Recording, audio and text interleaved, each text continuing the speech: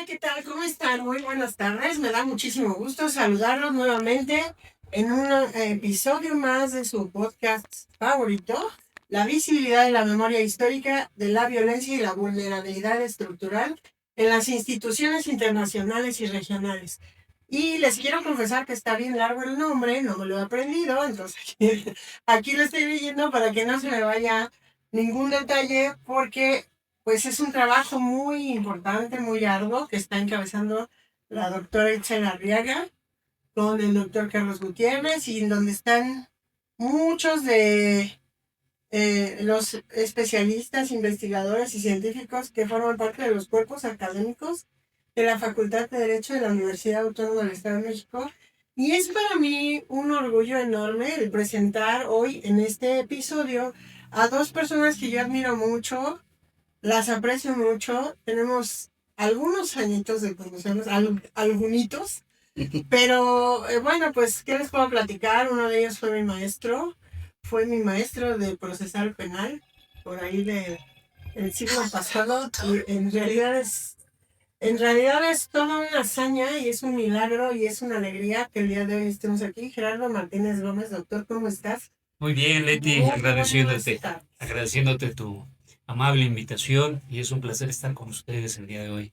Pues es un gustazo para nosotros, para Editorialmente es Libres, hacer esta propuesta, porque no conozco un proyecto así en algún otro ámbito académico o de investigación que venga de un seminario, ¿no? Unas Así es. conclusiones y luego la escritura de un libro con sus respectivos capítulos y además con podcast. Esto creemos que va a generar mucho de qué hablar, ¿no?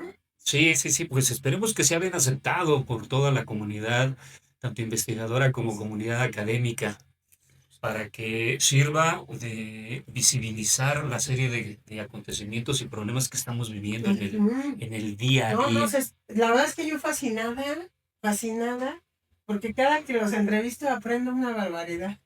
Y eso a mí me encanta porque es parte de lo que vamos a transmitir. Y está también con nosotros otro extraordinario amigo, él es un poco más joven, pero bueno, pues también contemporáneo, ¿verdad? El doctor Jesús Espinosa Limón, ¿cómo estás? Bien, Irmita, muchas gracias. Un poco, no mucho. Fuimos compañeros también de la escuela y seguimos a través de los años contactos jurídicas y pues apasionados de los temas. Pero más bien felices, ¿no? Porque además, tu papá es alguien que recordamos con mucho cariño y que fue de muchos de nosotros fue maestro. Así es que va hasta el cielo un beso para él. Muchas Muy gracias. cariñoso, y el gusto de tenerte aquí, que pues tan te conozco desde hace muchos años, que tu papá era Chucho Espinosa y tú eras Chuchito. Así es. Entonces, bueno, qué gusto tenernos hoy aquí. Igualmente. Bueno, primero quiero que me digas, a ver, empiezo contigo, Chucho, ¿cómo se llama el capítulo del libro que escribieron? O bueno, si nos puede ayudar Gerardo. Es relativo al minifundio. Es una desventaja social y una violencia estructural que se maneja. Ok. ¿Y por qué escribieron este capítulo? Es un tema muy interesante, es un tema actual que además creemos que da una respuesta a un problema que se viene generando desde hace algunos años. Concretamente, el problema nace en 1992, pero es hasta nuestros días cuando se ve reflejado, se ve visualizado una falta de acceso a darle certeza a los posesionarios simples o a aquellas personas que de alguna manera quieren participar o tienen una intervención con tierras de propietario, pero que la ley no lo permite. Entonces, si no lo permites, pues podemos hablar al respecto. Perfecto. ¿Y tú qué nos puedes decir, doctor Gerardo? ¿Por qué escribieron este capítulo? Mira, como tú bien lo acabas de referir hace un momento, esto nace de un seminario del análisis de las instituciones y de cómo éstas, aún en nuestros días, siguen siendo vulnerables y obviamente colocan en un estado de vulnerabilidad a determinados grupos sociales. Si bien recordamos desde hace mucho tiempo, La tierra ejidal, valga como se le conoce, pues cuenta con una serie de características muy especiales. Sin embargo, hoy día ese objetivo para el cual fue establecido, elegido, ha sido cambiado. Ya las condiciones que imperan en los núcleos ejidales son distintas y diversas. El crecimiento poblacional al cual nos enfrentamos día a día en la sociedad ha hecho que lugares como lo que nosotros conocemos como Nuevo Extotitlán, ahí enfrente de CEU, era ejido y tuvo la necesidad de regularizarse, que obviamente generó grandes gastos por parte de los gobiernos para poder prestar los servicios. Sin embargo, hoy día vemos que también han cambiado las prácticas. El ser poseedores o detentadores de los bienes ejidales ha cambiado la dinámica. Y como platicaremos un poco más adentrándonos en el tema, pues la transmisión de estas tierras ha generado que se lleven a cabo a través de distintos mecanismos que tal vez no están todavía, o mejor dicho, que no están debidamente conceptualizados y determinados en la norma. Pues fíjate que sí, es muy interesante ver cómo esta dinámica social ha venido cambiando y sobre todo, pues, antes lo que era elegido hoy ya es de uso urbano y entonces nos encontramos ante una, pues, disminución de calidad de vida de aquellas personas que poseían estos predios, ¿no? Así es. Y bueno, avanzando un poco en el tema de lo que vamos a cuestionarles hoy, Sí. me gustaría que me dijeras, Gerardo, cuál es el eje central de este capítulo y por qué consideras que es un tema que es urgente para llevar al estudio de estas cuestiones de violencia Sí, y de vulnerabilidades. sí, mira, cuando comenzamos a hacer el análisis con el doctor Espinosa, la verdad es que el especialista en esto es él. Sin embargo, las experiencias que hemos tenido también en el desempeño del servicio público nos presentaron una serie de fenómenos que tienen que ver con el minifundio desde el punto de vista de ser una manifestación de vulnerabilidad estructural en el campo mexicano. Uh-huh. Este estudio lo tratamos de enfocar desde un análisis jurídico-social, en el cual lo que hacemos es hacemos un análisis normativo del derecho agrario en contraste con la realidad cotidiana que hoy presentan los núcleos ejidales. Uh-huh. Entonces, por ello la importancia de poder analizar las condiciones precarias en las cuales se encuentra hoy este núcleo poblacional y que podemos decir que se encuentra en vulnerabilidad desde el punto de vista que consideramos que han sido abandonados, que hoy las condiciones imperantes en el país no les permiten desarrollarse adecuadamente y que día a día, obviamente, trabajar el campo deja de ser para ellos fructífero. Y además muy mal pagado, efectivamente, es demasiado trabajo y todo el mundo andamos regateando los precios, qué horror. No sabemos la cantidad de esfuerzo que ellos realizan, ¿verdad? Oye, y Chucho, yo te quiero preguntar, desde una perspectiva disciplinaria, personal, social, política o histórica, como la quieras manejar, ¿cómo entiendes este concepto de memoria histórica enfocado en el tema que ustedes están tratando en su capítulo? ¿Y qué papel juega esta memoria histórica en la construcción de justicia y de reparación del daño? Muy interesante esta pregunta. Desde una perspectiva jurídica, yo creo que la memoria histórica se entiende como la reconstrucción crítica de los hechos, procesos y experiencias que han dado origen a la creación y a la transformación de este fenómeno. El derecho no es estático ni perfecto, responde a dinámicas sociales y en muchos casos actúa de manera reactiva frente a ellos. Este contexto de memoria histórica permite identificar errores u omisiones y los avances que se tienen. Si bien es cierto que yo soy un apasionado del derecho agrario por azares de la vida, por herencia familiar, me he dado cuenta que si bien en México tuvo una importancia muy, muy significativa, sobre todo en la revolución, yo considero que las figuras del ejido y las comunidades nacen a partir del triunfo de la revolución, si bien es cierto que hubo una protección a los sujetos que participaron en la revolución y que después se convirtieron en campesinos y como sujetos agrarios propiamente, eh, también es cierto que se ha olvidado, que ha habido un abandono no solamente económico, político, sino también jurídico. Tenemos un marco jurídico, la actual ley agraria, que nace en 1992 y que no ha tenido alguna actualización. Si bien en su momento, y yo cada que leo la ley, me apasiona porque es una ley que fue visionaria.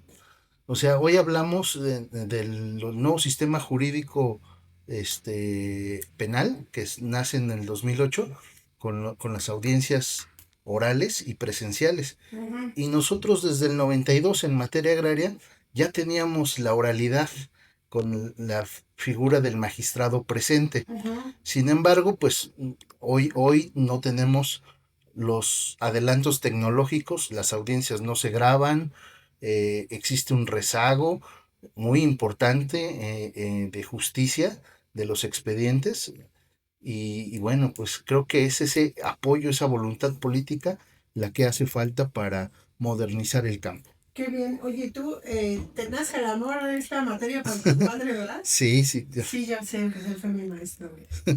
Agrario y además parece que lo estoy recordando cómo trataba estos temas y además, pues sí, el campo es un lugar totalmente vulnerado, ¿no? Desde el siglo pasado, es un pilar. desde el principio del siglo pasado. Sí, es un pilar fundamental si toda la sociedad quiere mantener una estabilidad, es necesario que el campo tenga sustento. Claro. La Y ciudad, además puede ser la fuente de economía más importante claro, del país, es ¿no? un sector Ahí no primario. se le apoya. Sí, se ha olvidado un poco. Muy bien. Doctor Gerardo, Sí. ¿nos puedes compartir cuáles son las instituciones de carácter internacional y regional que analizan en este capítulo y cuáles son sus principales limitaciones de acuerdo a lo que han podido encontrar o qué desafíos también se encuentran en la actuación de estas instituciones frente a estos contextos de violencia? Sí, mira, ahorita que platicabas con el doctor Espinosa, llegó a mi mente una circunstancia que quedó grabada en mi memoria desde hace algunos años. Hablando de los núcleos ejidales, después de los decretos presidenciales, por ejemplo, en el poblado de Ayotla, en el Estado de México, se dotó de un núcleo ejidal de tierras, una superficie de tierras destinadas para ello, pero con el paso de los años se estableció el municipio como tal y surgió dentro de las tierras ejidales. Ujú. Hace 16, 17 años, un grupo de nuevos ejidatarios, de hijos de los ejidatarios originales, pretendieron que se les resarcieran los derechos sobre todas esas tierras. Es decir, Ajá. querían que todo lo que estaba adentro del municipio, Palacio Municipal, todo esto, fuera restituido a ellos. Y generó una gran polémica. Sin embargo, hablando de lo que me preguntabas, nosotros partimos también de hacer un análisis de organismos internacionales como el Instituto Interamericano de Cooperación para la Agricultura, de la Comisión de la Regularización de la Tenencia de la Tierra, denominada CORET, y obviamente del Registro Agrario Nacional, en donde nosotros vamos a encontrar antecedentes de cómo fueron fundados todos estos núcleos ejidales. Núcleos ejidales que hoy día ya han sido disminuidos en cuanto a la tenencia de la tierra, pero también han sido olvidados, como lo hemos dicho. Ya los campesinos el día de hoy están cansados de tanto trabajo y cansados también de pelear, de luchar contra el propio gobierno para el establecimiento de los precios como debe de ser. Año con año nosotros establecimos, hemos visto que los productores de limón, de naranja en la parte de Veracruz y la franja de Tabasco han tomado decisiones drásticas en donde tal vez se escuche mal, han tenido que tomar la decisión de buscar alternativas para que los precios de su producto sea realmente establecido donde ellos puedan obtener una ganancia.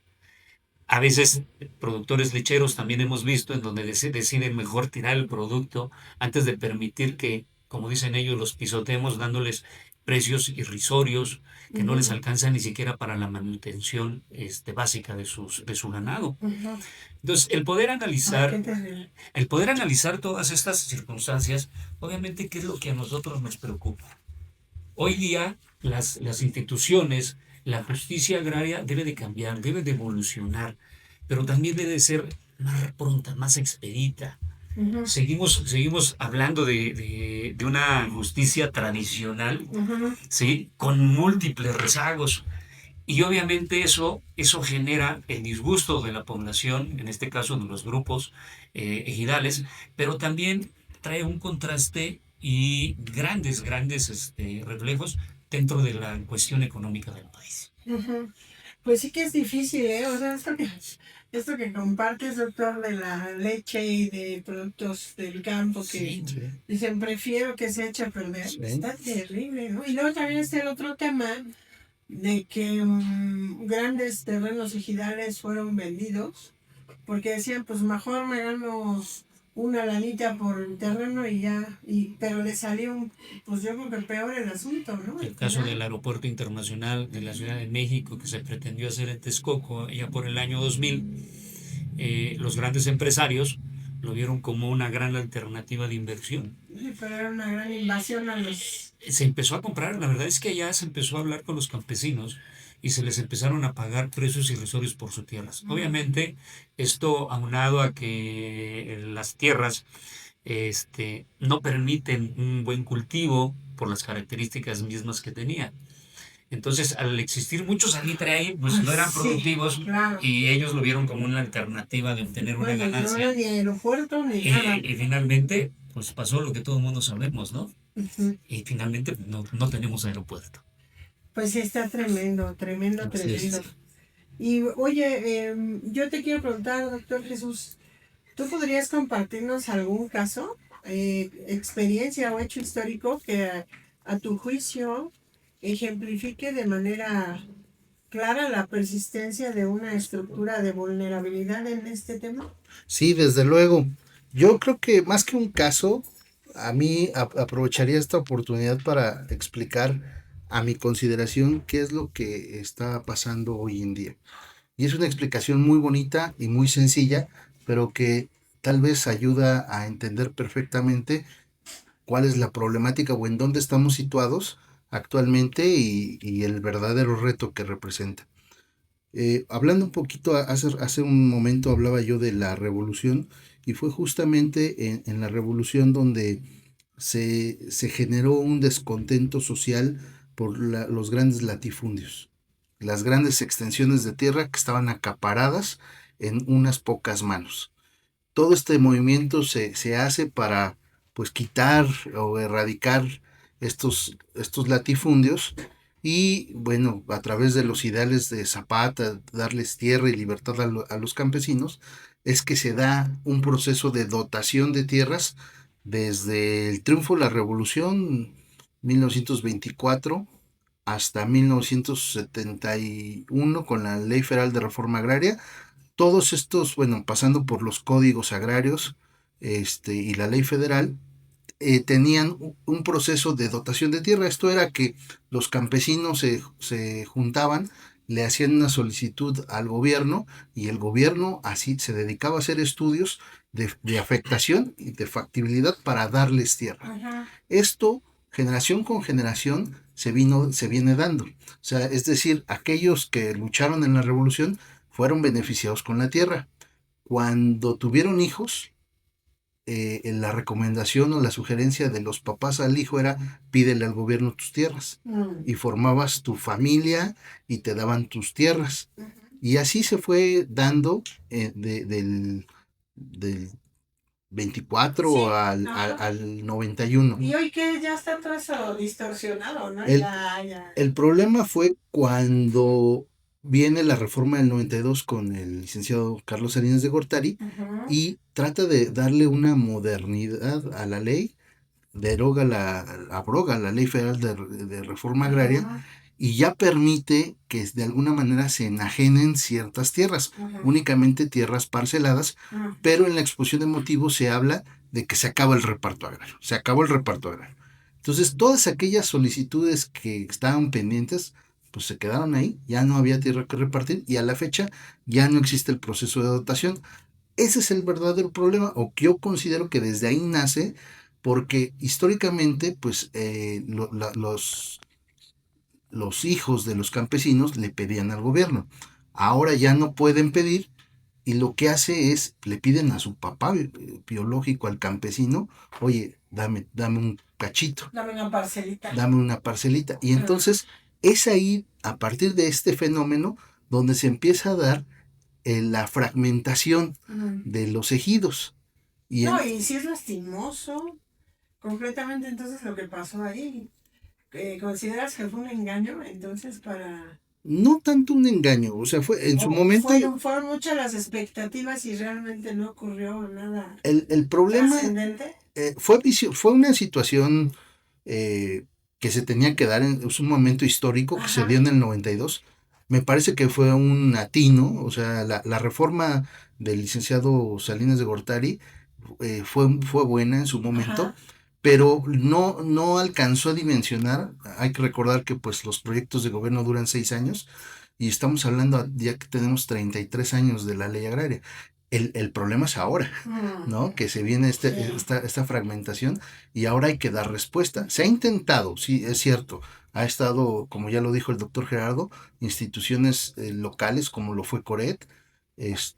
Ahora hay otras instituciones, secretarías de Estado que tratan de dar una solución, pero el problema fundamentalmente yo considero que es una voluntad política, porque se ha olvidado, ha habido reformas fiscales, laborales, de derecho penal, de derecho penal, electoral, de todo. Así es. Pero el agrario sigue estando pues pendiente. Sí, volvemos a lo mismo, podría considerarse una falta de visión. Así es.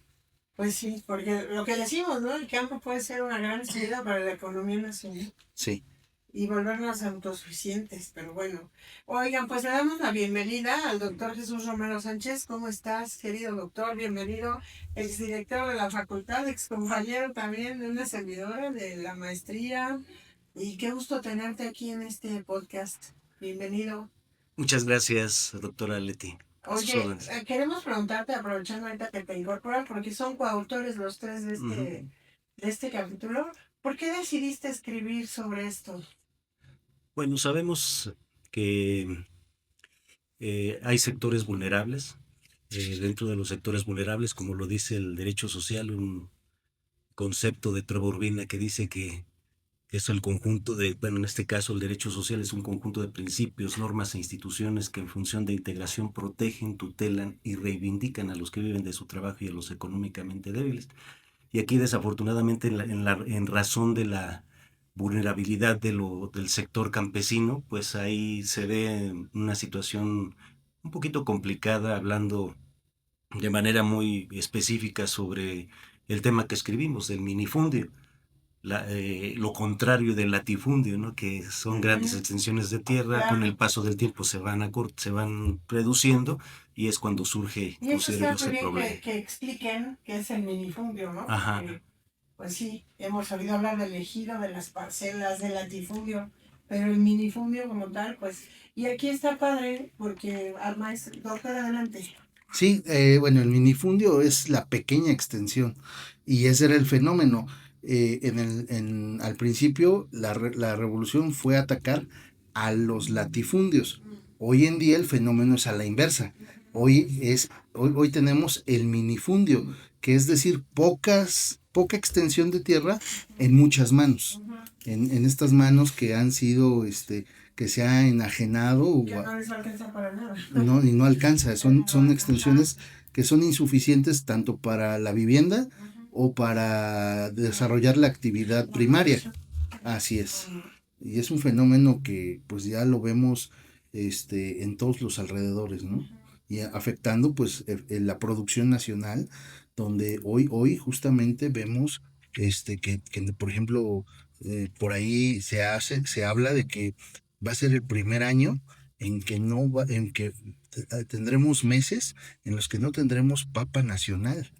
Tendremos que importarlos terrible. para justificar el consumo local.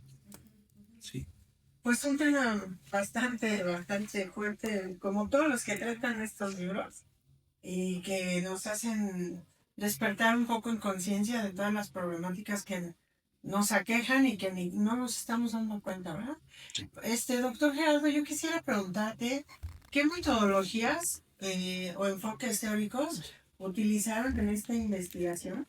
¿Y qué Sí. ventajas encontraron en estas para abordar este fenómeno?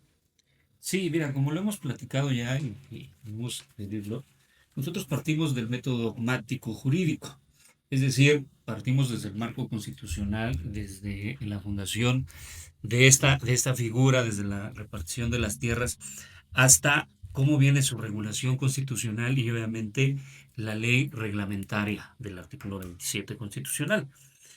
Este método también lo hemos complementado con el método histórico.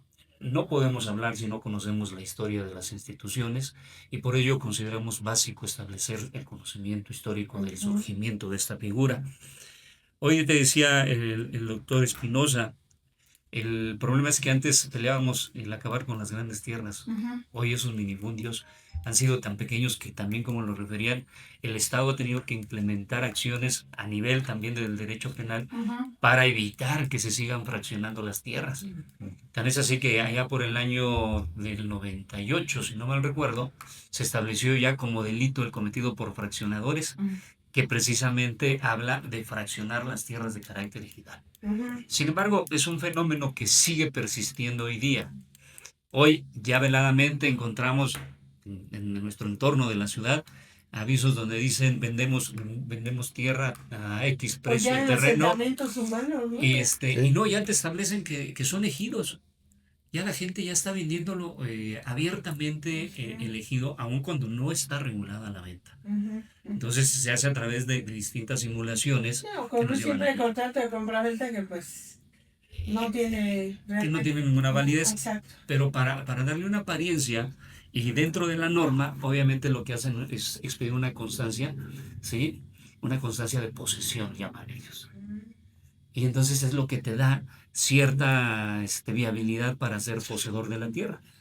¿Sí? Entonces, esa es la característica esencial que nosotros estamos analizando. ¿Cómo ha ido evolucionando esta figura al grado de convertirse hoy en un gran problema derivado de que hoy son pequeñas parcelas y que cada día van haciendo más pequeñas y que te deja de ser productivo también? Sí, me imagino que deben ser grandes hallazgos. Por cierto, ahorita hablando de esto, yo le quiero preguntar, doctor Jesús, me gustaría que me dijeras, de todo esto que han ustedes hallado en el capítulo, ¿cómo dialogan las instituciones internacionales o regionales con el marco normativo? ¿Hay realmente una congruencia o hay una brecha entre la normativa jurídica y la realidad? La realidad es que existe una brecha muy importante. En algunos otros países el derecho agrario es nulo. Ahí se rige por el derecho civil y le da una certeza total. En México fue, en el momento histórico, fue importante porque era darle respuesta a grupos vulnerables, a un grupo social, y hubo ese afán de protección al campesino, al trabajador, al obrero. Fue un avance de la Constitución del 17. Sin embargo, hoy en día no se da certeza jurídica. Justamente con estas simulaciones que se hacen en la realidad, porque la reforma en el 92, en la ley agraria, en su artículo 80, permite la enajenación, pero bajo ciertas reglas. La regla es que sí se puede transmitir el dominio por cesión, por venta, donación, permuta, pero tiene que ser a otro miembro del ejido, o sea, otro ejidatario o avecindado, para que no se pierda la identidad. Claro. renunciando al derecho de tanto o dando el derecho de preferencia. El derecho de tanto es un derecho de preferencia a los familiares para que ellos de alguna manera tengan preferencia a tener la oportunidad de conservar el patrimonio tierra.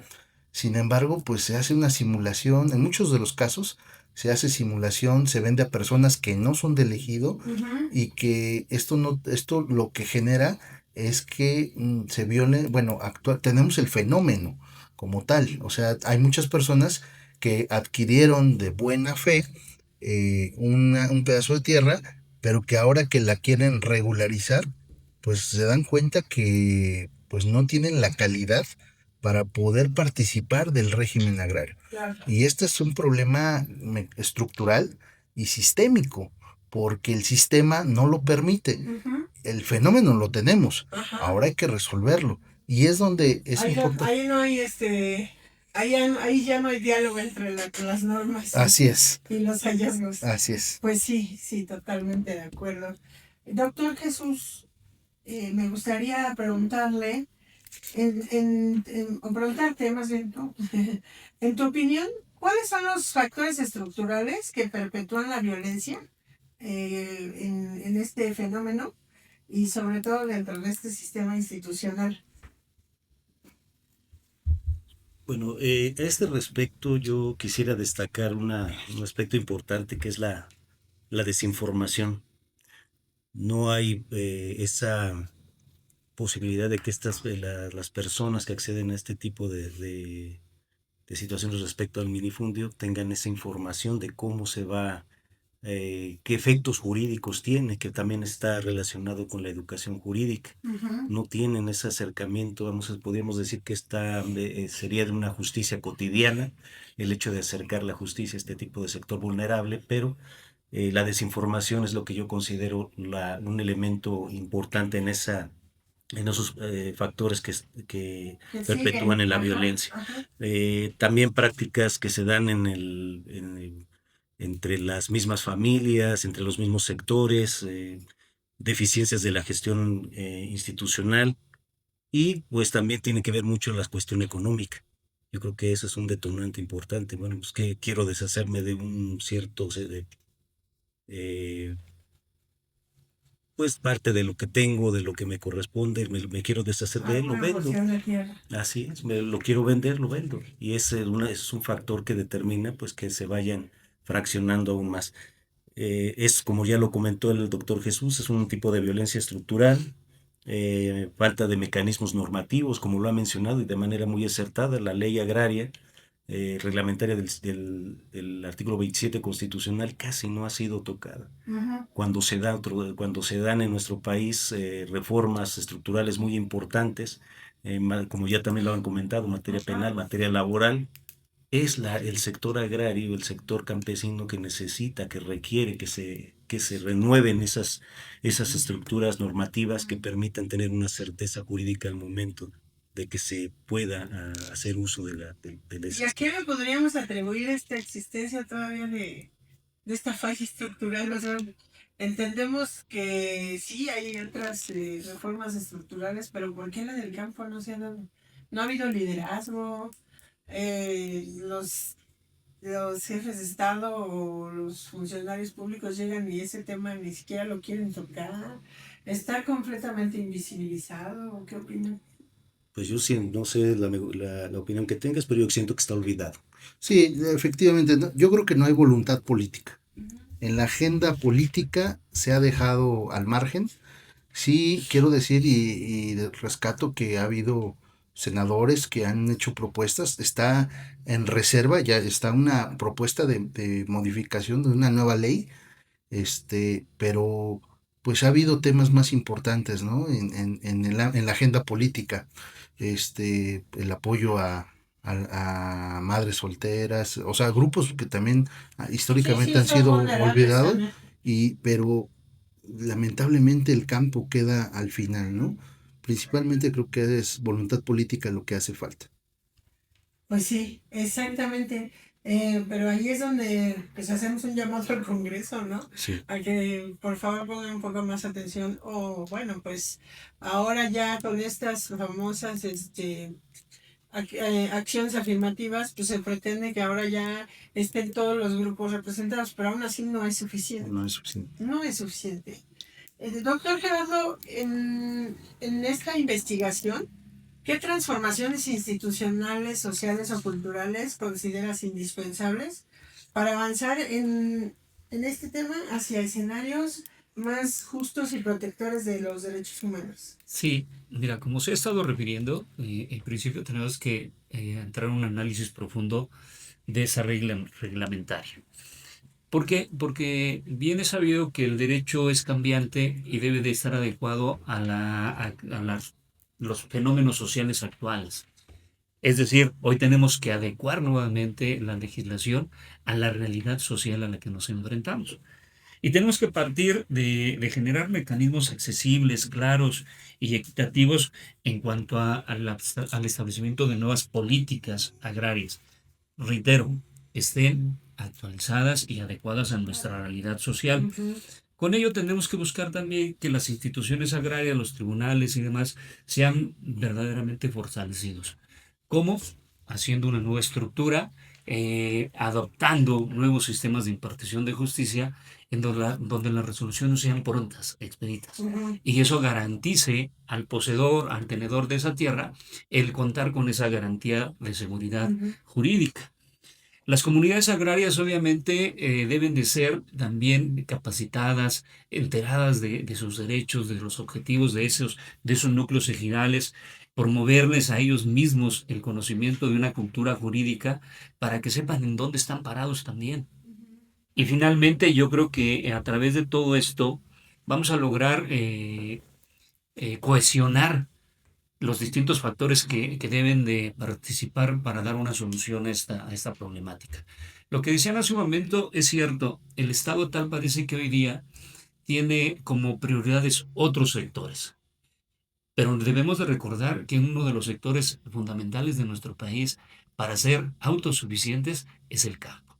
Ujú. Tan es así que todavía el campo ocupa más del 50% del territorio nacional. Ujú.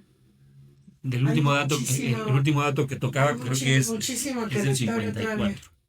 Sí, todavía está considerado como ejido y no está regularizado. Y entonces, si nosotros no tenemos una realidad social, si no conocemos cuál es la situación actual que enfrenta esta propiedad social, pues obviamente no podemos buscar una alternativa de solución. De acuerdo. Es difícil, la verdad. Volvemos a lo mismo, hace falta voluntad Voluntad política, política. absolutamente. Le quiero preguntar al doctor Jesús Romero también. A lo mejor esta pregunta se las haría a los tres, por favor. Sí, Así con para, gusto. aunque, pues porque a los tres, yo creo que a los tres les está trastocando algunas fibras sensibles este tema, ¿no? Entonces, como investigador, ¿qué aprendizaje personal o ético le está dejando el proceso de escribir este capítulo? Y también revisar estos contextos de violencia. ¿Cómo te está tocando escribir esto?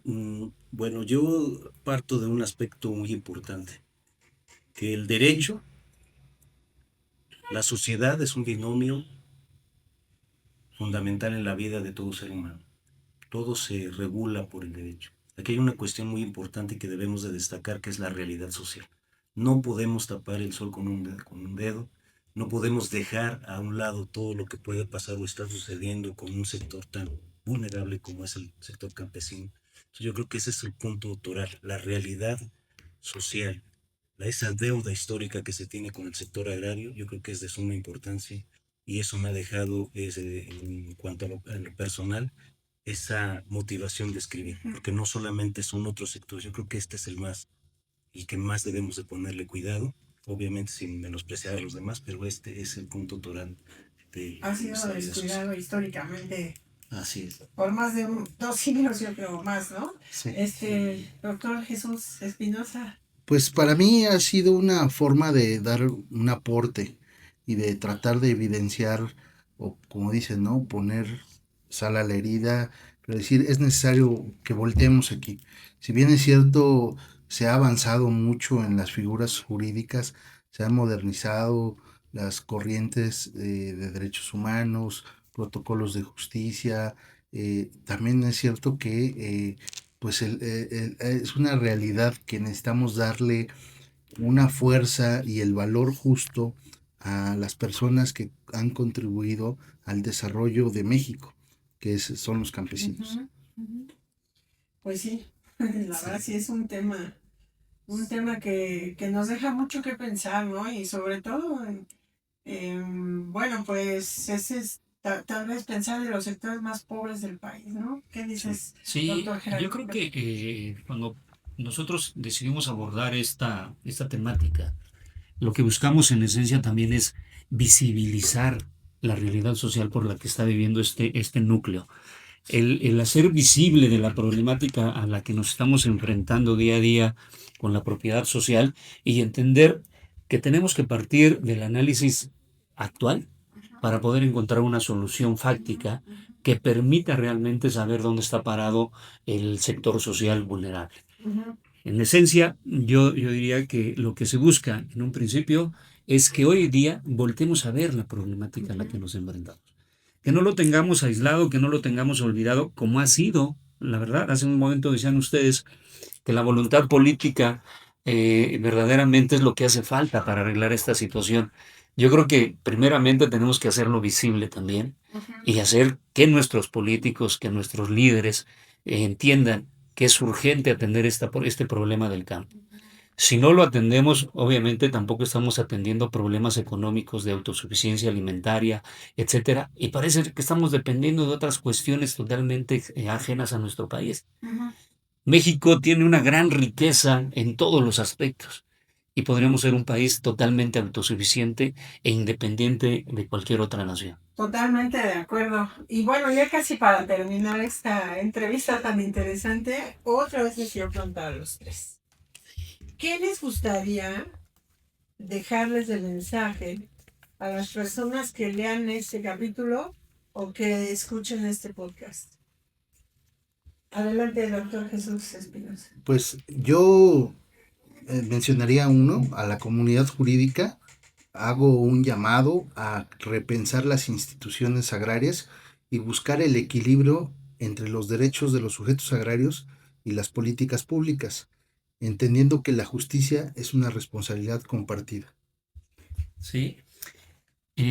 Por otro lado, yo creo que el hacer que la sociedad misma reflexione de una problemática tan profunda que tenemos en el país y como ya lo decía hace un rato, pensar que esta propiedad social de la que estamos hablando hoy día, eh, que abarca más del 50% del territorio nacional, pues merece el compromiso activo de los actores políticos, de la sociedad misma, para poder encontrar un punto de partida que pueda solucionar lo mismo. Por eso es importante que todos voltemos a ver lo que para muchos dejó de ser importante.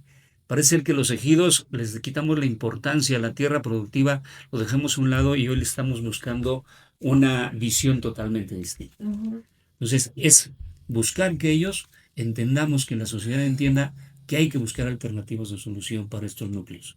Y no olvidarlos, no dejarlos abandonados ni No, visibilizados. Doctor Jesús. Pues yo tocaría esa fibra muy importante de la sociedad, ¿no? No dejarlo invisible, dejarlo en una visibilidad notoria Ujú, de la realidad que está viviendo el campo, de la realidad que están viviendo estas personas ujú. como sector vulnerable. Debemos de, hablando de la realidad, generar cambios que realmente beneficien a este sector, cambios estructurales que les permitan un mejor nivel de vida y principalmente salir de ese letargo, ¿no? Yo creo que la parte normativa sería un punto importante, pero el que podría dar una pauta determinante en esto sería que voltearan a ver la misma sociedad y verla como una realidad con una deuda histórica. Yo me pediría eso, con ese punto de vista. Oye, pues muchísimas gracias. Yo siempre me despido con una última pregunta y quien la quiera contestar o los tres. ¿Hay algo que no les haya preguntado y que ustedes digan, me faltó decir esto, oye, que yo quiero decir esto, algo más que quieran agregar? bueno, en lo personal, yo sí me gustaría hacer un breve repunte. El hecho de hacer visible una problemática de esta naturaleza es para que no nos olvidemos en ningún momento la parte histórica de nuestro país. Ujú. Aquel que olvida su historia está condenado a repetirla, dicen por ahí.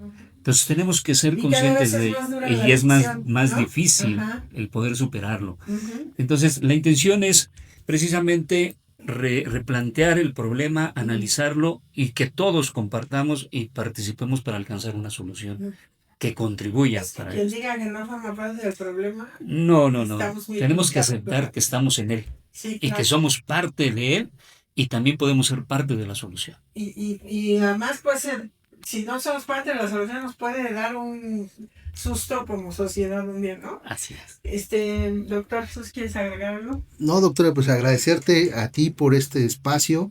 La verdad es que es un aporte para el campo, para la lucha que se tiene día con día. Agradecer tu profesionalismo, siempre te lo he reconocido Gracias. y me parece que fue una entrevista muy, muy completa. Te Muchas agradezco gracias. la invitación.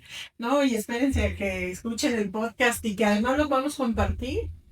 Pues con todo, sí, con todos nuestros conocidos, pero hay que hacerlo llegar a la gente del campo. Sí. Que vean que hay personas como ustedes, investigadores serios, científicos, que están verdaderamente ocupándose, primero preocupándose y ocupándose de buscar alternativas de solución.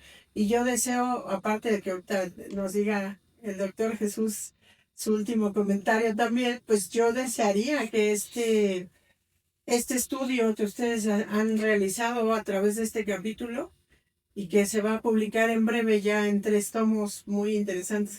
La verdad vamos a tener ahí un gran evento de presentación, pues que realmente llegue a quienes tiene que llegar. Porque pues esa es la idea, y que ustedes puedan estar, así como ahorita en este pues sencillo pero muy humano espacio para